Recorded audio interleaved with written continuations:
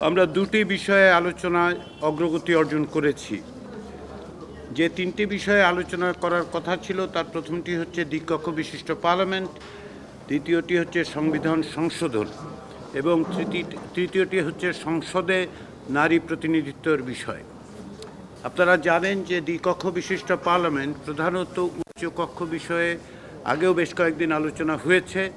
আলোচনায় যেটা সুস্পষ্টভাবে দাঁড়িয়েছে সেটা হচ্ছে সংখ্যাগরিষ্ঠ দল ও জোট দ্বিকক্ষ বিশিষ্ট পার্লামেন্ট প্রতিষ্ঠা করার ব্যাপারে তাদের সমর্থন রয়েছে, তারা সেভাবেই তাদের মত প্রকাশ করেছেন। আমাদের সঙ্গে যখন প্রাথমিক পর্যায়ের আলোচনা অর্থাৎ প্রথম পর্যায়ের আলোচনায়ও সংখ্যাগরিষ্ঠ দলের কাছ থেকে সেই মত পাওয়া গেছে। এখানেও সংখ্যাগরিষ্ঠ দল, এবং আমি এটা বলতে পারি বড় আকারের সংখ্যাগরিষ্ঠ দলই আসলে দ্বিকক্ষ বিশিষ্ট পার্লামেন্ট প্রতিষ্ঠার পক্ষে আছেন। প্রক্রিয়ার বিষয় নিয়ে আমাদের আগের আলোচনায়ও অগ্রগতি অর্জন করা যায়নি। আজকেও যেটা দাঁড়িয়েছে সেটা হচ্ছে এই যে দুইভাবে এই উচ্চকক্ষ প্রতিষ্ঠার প্রস্তাবে বিষয়ে আলোচনা হয় এবং দলগুলো তাদের কেউ কেউ অবস্থানের পরিবর্তন করলেও তারা মূলত তাদের অবস্থানের জায়গায় আছেন। সেটি হচ্ছে একদিকে কেউ কেউ বলছেন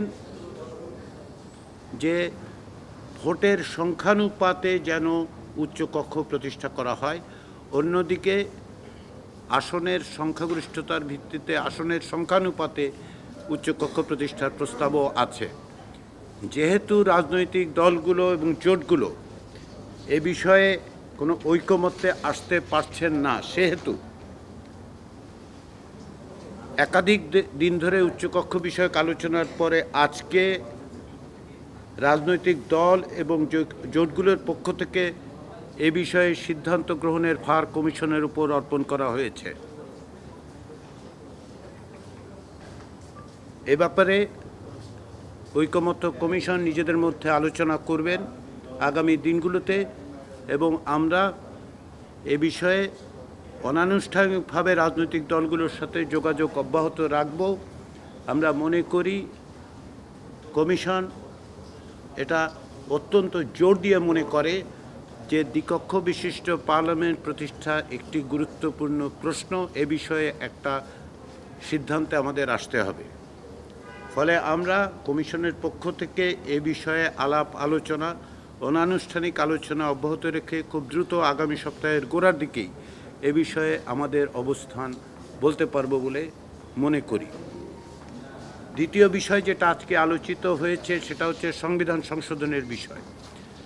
যদিও সংবিধান সংশোধনের সঙ্গে উচ্চকক্ষ প্রতিষ্ঠার বিষয়টা অংশত যুক্ত, কিন্তু তারপরেও যেটা আমরা আলোচনায় এক জায়গায় আসতে পেরেছি সেটি হচ্ছে যে যদি উচ্চকক্ষ গঠিত না হয় অথবা উচ্চকক্ষ গঠিত হওয়া পর্যন্ত সংবিধান সংশোধনের জন্য সংসদের 2/3 সংখ্যাগরিষ্ঠ সদস্যের সমর্থন প্রয়োজন হবে। তবে সুনির্দিষ্ট কতগুলো অনুচ্ছেদ, যেমন প্রস্তাবনা, অনুচ্ছেদ 8, 48, 56, 142 এবং তত্ত্বাবধায়ক সরকার ব্যবস্থা যেটি 58 খ, 58 গ, 58 খ এবং 58 অনুচ্ছেদে দ্বারা সংবিধানে যুক্ত হবে, সেগুলো সংশোধনের ক্ষেত্রে গণভোটের প্রয়োজন হবে। আমরা এখানে তত্ত্বাবধায়ক সরকার ব্যবস্থা ভবিষ্যতে পরিবর্তনের জন্য সংবিধানে অন্তর্ভুক্ত হওয়া এবং অন্তর্ভুক্ত হওয়া পরবর্তী সময়ে যদি সংশোধনের প্রয়োজন হয় বা কোনো উদ্যোগ থাকে, তার জন্য আমরা গণভোটের কথা বলেছি। এই বিবেচনার থেকে যে রাজনৈতিক দলগুলোর মধ্যে তত্ত্বাবধায়ক সরকার ব্যবস্থা পুনঃপ্রতিষ্ঠার ব্যাপারে কোনো রকম দ্বিমত নেই। আমরা আশা করছি আগামী সপ্তাহে আমরা তত্ত্বাবধায়ক সরকারের প্রধান কিভাবে নিযুক্ত হবেন, কীভাবে নিয়োগ করা হবে সেটা নিষ্পত্তি করতে পারব। যে কোনো প্রক্রিয়াতে আসলে আমাদের তত্ত্বাবধায়ক সরকার ব্যবস্থা পুনঃপ্রতিষ্ঠার একটা সিদ্ধান্ত ঐকমত্য তৈরি করতে হবে। আমরা আশা করি সেটা তৈরি করতে পারব। সে কারণেই সংবিধান সংশোধনের ক্ষেত্রে আমরা সুস্পষ্টভাবে অধিকাংশ রাজনৈতিক দলের সঙ্গে এই জায়গায় একমত হওয়া গেছে যে প্রস্তাবনা অনুচ্ছেদ 8, 48, 56, 142-এর পাশাপাশি তত্ত্বাবধায়ক সরকার ব্যবস্থা, যেটি 58 অনুচ্ছেদের ঘ এবং উমর মধ্যে দিয়ে যুক্ত হবে, সেগুলো যদি ভবিষ্যতে সংশোধনের ব্যবস্থা নেওয়া হয়, পদক্ষেপ নেওয়া হয়, তার জন্য গণভোটের প্রয়োজন হবে। আজকে দীর্ঘ সময় ধরে এই দুটো বিষয়, বিশেষ করে সংবিধান সংশোধনের বিষয়টায় একটা নিষ্পত্তির জায়গায় আসার চেষ্টার কারণে আমরা তৃতীয় বিষয়টি নিয়ে আলোচনা করতে পারিনি, সেটা হচ্ছে সংসদে নারীর প্রতিনিধিত্ব। আমরা গতকাল এ বিষয়ে আলোচনা করেছি এবং এই সমস্ত আলোচনার পরিপ্রেক্ষিতে আমরা আশা করছি আগামী সপ্তাহে এই বিষয়ে একটা নিষ্পত্তির জায়গায় আমরা আসতে পারবো। তবে অত্যন্ত দুর্ভাগ্যজনক, দুঃখজনক যে আজকে সময়ের অভাবে আমরা এই বিষয়টা আলোচনা করতে পারলাম না। কমিশন এটা অত্যন্ত গুরুত্বপূর্ণ বিষয় বলে মনে করে।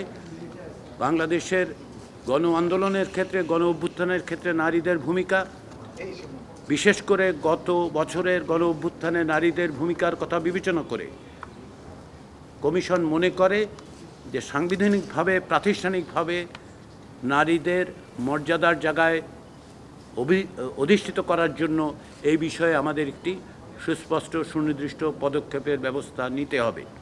আমরা আশা করছি রাজনৈতিক দলগুলো সেটা উপলব্ধি করছেন এবং এ ব্যাপারে তারা সক্রিয় থাকবেন। আপনাদের সবাইকে ধন্যবাদ। আমি আবারও রাজনৈতিক দলগুলোকে ধন্যবাদ জানাই, তারা আন্তরিকভাবে যে সহযোগিতা করেছেন, আমরা আশা করছি সহযোগিতা অব্যাহত থাকবে। এক্ষেত্রে একটা কথা বলি, সেটা হচ্ছে আজকে সকালেও যেটা আমি বলেছি, সেটা আমি সুস্পষ্ট করে বলতে চাই, সেটা হচ্ছে ঐকমত্য কমিশনের ব্যর্থ হওয়ার কোনো সুযোগ নেই। আমাদেরকে কোনো না কোনোভাবে এই যে কাঠামো পরিবর্তনের যে দায়িত্ব দেওয়া হয়েছে সেটা আমাদের পালন করতে হবে, কিন্তু এটা কমিশনের একমাত্র দায়িত্ব নয়। রাজনৈতিক দলগুলোর দায়িত্ব হচ্ছে সকলে মিলে আমাদের এক জায়গায় আসা। কেননা ঐকমত্য কমিশনের কোনো ব্যর্থতার জায়গা নেই। আমরা রাজনৈতিক দলগুলোর সঙ্গে সহযোগিতার জায়গায় আছি, আমাদের সকলে মিলে সাফল্য অর্জন করতে হবে। এর কোনো ব্যতিক্রমের জায়গা আমাদের সামনে নেই। যেহেতু আমরা একটা গণ অভ্যুত্থানের মধ্য দিয়ে এই জায়গায় এসেছি, রাজনৈতিক দলগুলো এখানে এসছেন, তারা নিঃসন্দেহে এটা উপলব্ধি করবেন, তারা উপলব্ধি করছেন, সহযোগিতা করছেন। অতএব আমাদের এই প্রচেষ্টা অব্যাহত রাখতে হবে।